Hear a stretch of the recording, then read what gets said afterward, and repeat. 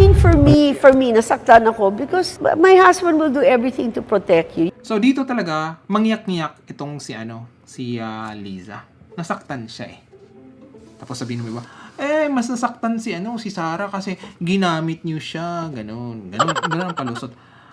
Mga kaloy, sino ba una ang tumira? Sino ba ang unang nagsabi ng tambalos-los?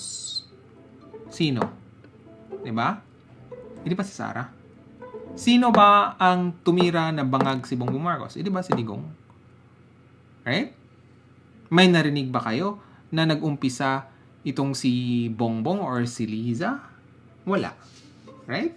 So, dito mga kaloy, sa interview, okay, ano yung nakikita ko na mangyayari dito?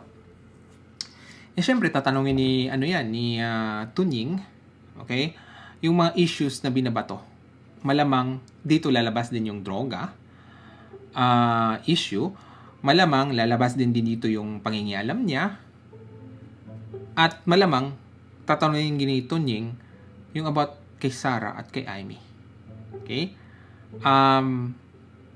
Nakikita ko nga hindi niya tanungin yun si Maharlika. Okay? Hindi niya tanungin niya about kay Maharlika. Tatanungin niya about kay Attorney Vic, kay Glenn Chong. Okay? Yung 5 na yon, ilan kaya ang tatama dyan? Abangan natin. Baka ngayong araw ilalabas ni Tunying yung full interview kay Liza. Okay? So, ibig sabihin, nagpa-interview si Liza kay Tunying, may tiwala siya kay Tunying. Tsapwera si Maharlika. Right? So, anyway mga kalays, maraming salamat ulit sa inyong time.